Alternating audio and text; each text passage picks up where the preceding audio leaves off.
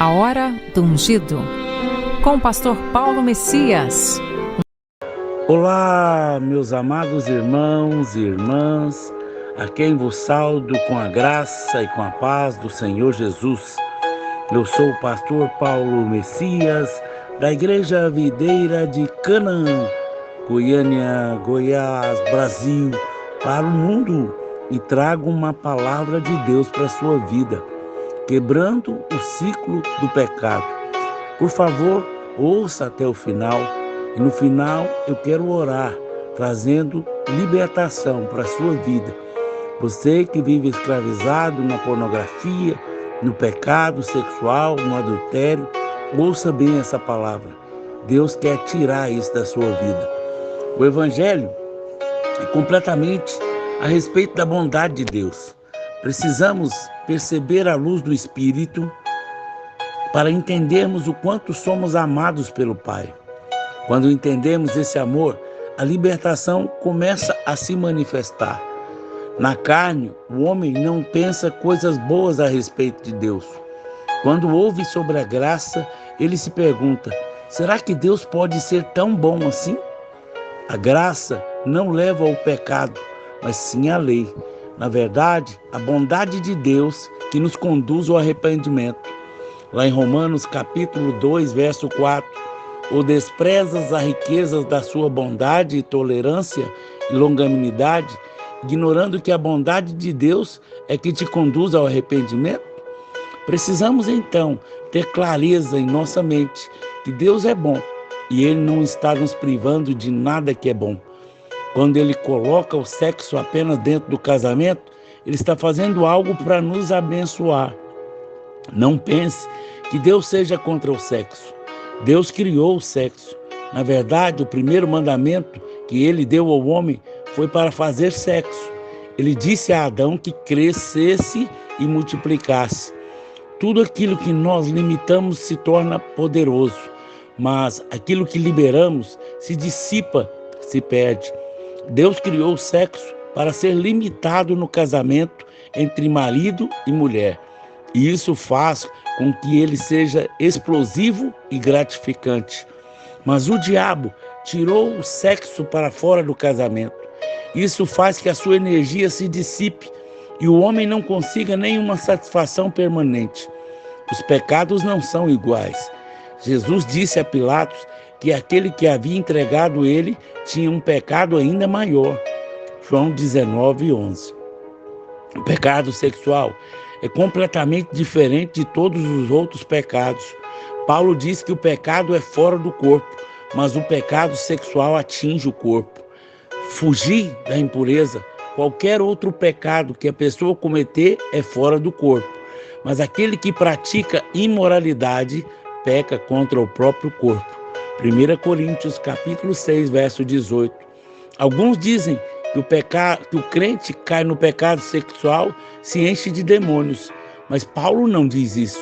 Antes ele afirma categoricamente que o crente continua sendo o templo do Espírito Santo e não deixa de ser. Isso é o que torna o pecado sexual mais grave ainda. O ciclo do pecado. O grande problema do pecado sexual é a sua repetição. Ele se torna um ciclo e ele se não for quebrado, vai continuar se repetindo. Eu preciso dizer não em algum ponto. Não à tentação, não à confiança na carne. É quando você diz que eu posso lidar com isso. A queda no pecado, a culpa, a acusação, a condenação e a tentação. A respeito da tentação, precisamos esclarecer que antes de tudo, de que ser tentado não é pecado. Infelizmente, muitos se deixam levar para o pecado porque são convencidos de que quando sente a tentação, então já pecaram diante de Deus. Mas isso é um engano. Tentação é diferente de intenção. Muitos homens olham para mulheres, mas há aqueles que olham com intenção impura. Mateus capítulo 5, verso 28. A segunda coisa é que a ordem bíblica é para que fujamos do pecado. Não tente resistir à tentação, simplesmente fuja dela. Fuja daquilo que dá ocasião ao pecado. Paulo diz em 1 Coríntios capítulo 6, verso 18, que devemos fugir da impureza. Devemos fazer como José diante da esposa de Potifar. Foge, outro assim, das paixões da mocidade. Segue a justiça, a fé, o amor e a paz com que os de coração puro invocam o Senhor. No momento da tentação, é o melhor momento para dizermos não ao pecado.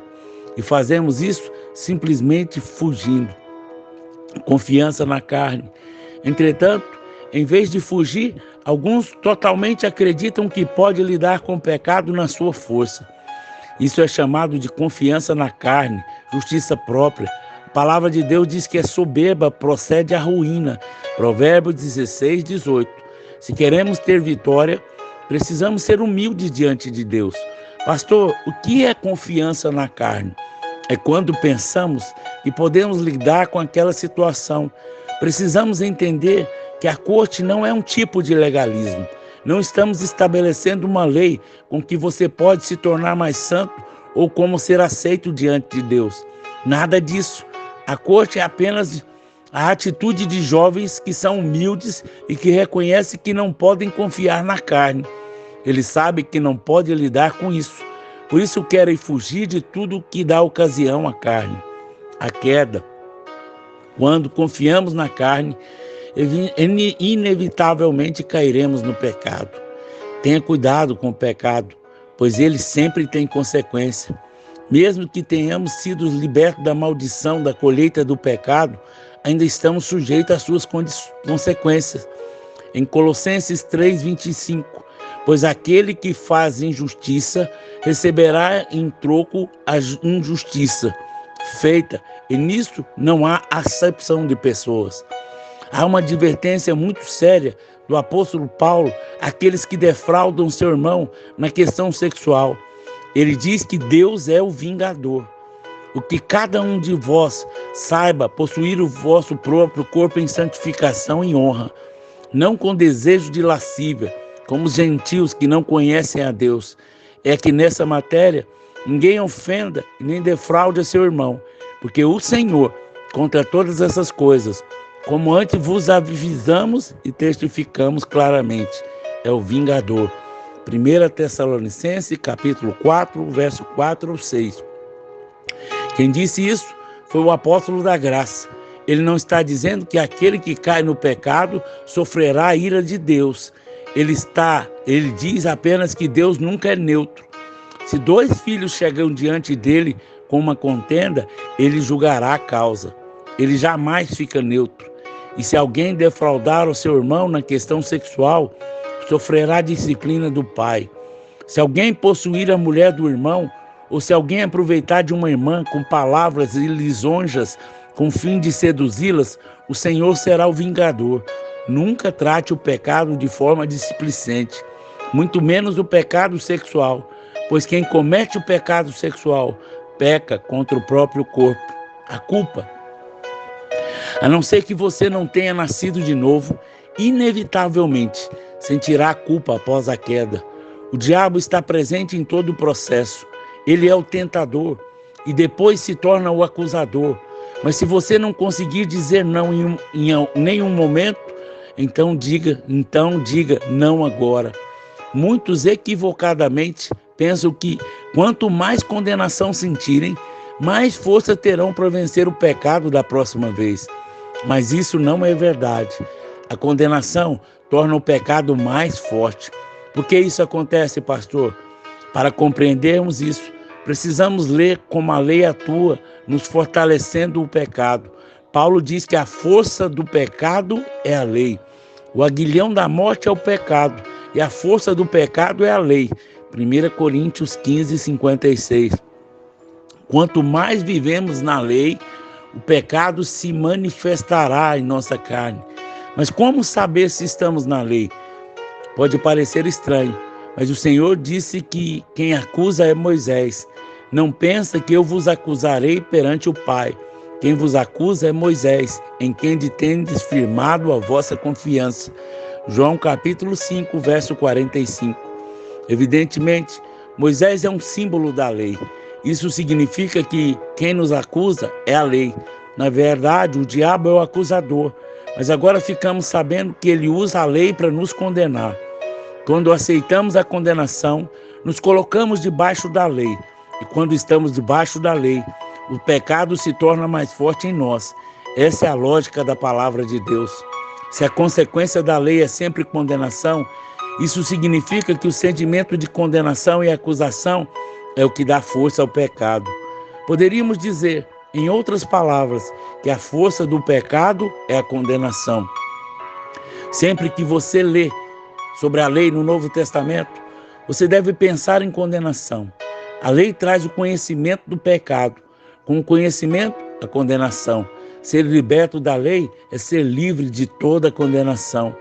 Em 2 Coríntios capítulo 3, verso 9, Paulo chama a lei de ministério da condenação em oposição ao evangelho, que é chamado ministério da justiça.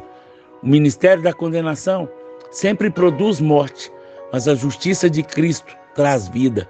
Quando alguém realmente tem revelação de que não está embaixo de condenação, essa pessoa vence o pecado. Em João capítulo 8, o Senhor disse que a mulher pega em adultério. Disse a mulher pega em adultério: nem eu tampouco te condeno. Vai e não peques mais. Ele disse: mulher, onde estão os teus acusadores? Ninguém te condenou? Respondeu ela: ninguém, Senhor. Então disse Jesus: nem eu tampouco te condeno. Vá e não peques mais.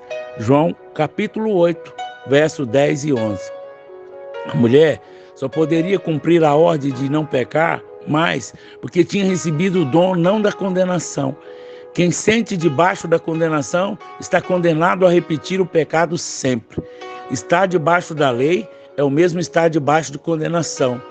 Paulo disse que o pecado não terá domínio sobre nós, porque não estamos mais debaixo da lei, ou seja, debaixo da condenação. Romanos 6,14. E se o pecado não tem domínio, então a pobreza não tem domínio, a doença, a maldição e o diabo não terá mais domínio sobre nós, porque estamos debaixo da graça. A lei significa receber o favor com a condição de obedecermos ao mandamento. Como não obedecemos, o resultado da lei é sempre condenação. Mas hoje estamos debaixo do favor imerecido, da graça de Deus. Alguns pensam que quando pregamos sobre a não condenação, estamos fazendo de Deus tolerante com o pecado. A verdade é exatamente o oposto disso. O motivo pelo qual não há condenação é porque os pecados foram todos condenados na cruz do Calvário. Mesmo aquele pecado mais sutil que ocorre em nossa mente, até aquele mais grotesco, todos foram colocados sobre o Senhor Jesus na cruz. Deus não ignorou nenhum deles. O motivo de não ter condenação hoje é justamente porque os nossos pecados já foram condenados no corpo de outro. O mesmo crime não pode ser punido duas vezes. Veja bem, a razão pela qual caímos no pecado é a confiança na carne. E se a condenação nos leva de volta ao pecado, isso mostra que o sentimento de condenação está também baseado na confiança na carne. Acalentar o sentimento de condenação é dizer que o sacrifício de Cristo não teve valor ou é insuficiente para resolver a questão do pecado. Quando agimos assim, estamos deixando de desfrutar a graça. Por isso saímos debaixo do favor. O que muitos não percebem é que o sentimento de condenação e também justiça própria disfarçada. A carne tentando mostrar como está triste pelo pecado com o fim de ter algum mérito. Aqueles que possuem justiça própria estão sempre olhando para si mesmos, pensando o quanto são bons e aprovados em suas obras. Mas aqueles que aceitam condenação também são ocupados consigo mesmo, sempre olhando com o alvo de encontrar alguma coisa boa em si. Que o Senhor nos ajude e nos livre. Nessa hora, eu quero orar por todas as pessoas que estão aprisionadas nos vícios da pornografia, do sexo, da masturbação, do homossexualismo, do lesbianismo. Vamos orar? Vamos falar com Deus? Pai, graças te damos, Senhor, pela tua revelação sobre a nossa vida. Nessa hora, Queremos declarar a falência do inferno. Queremos quebrar toda a maldição do pecado, todo o ciclo do pecado na vida desse homem, na vida dessa mulher. Que eles sejam libertos da pornografia, da sensualidade. Nós amarramos todo espírito imundo de pombagira, de homossexualismo, lesbianismo, todo demônio da pedofilia. Nós amarramos todo espírito imundo e declaramos que eles são completamente libertos, porque para isso se manifestou o Filho de Deus, para destruir as obras do diabo. Nós ordenamos, saia, demônio da sexualidade, demônio da pombagira, demônio da sedução. Nós te ordenamos, saia, demônio da masturbação, do adultério, da destruição. Nós te ordenamos, saia da vida desse homem, saia da vida dessa mulher. Em nome de Jesus, nós declaramos quebrado o ciclo do pecado, que eles são libertos de todas as garras do inferno. Declaramos que eles são lavados, remidos pelo sangue do Cordeiro. Que a palavra de Deus se cumpra na sua vida. Em nome de Jesus. Amém, amém e amém.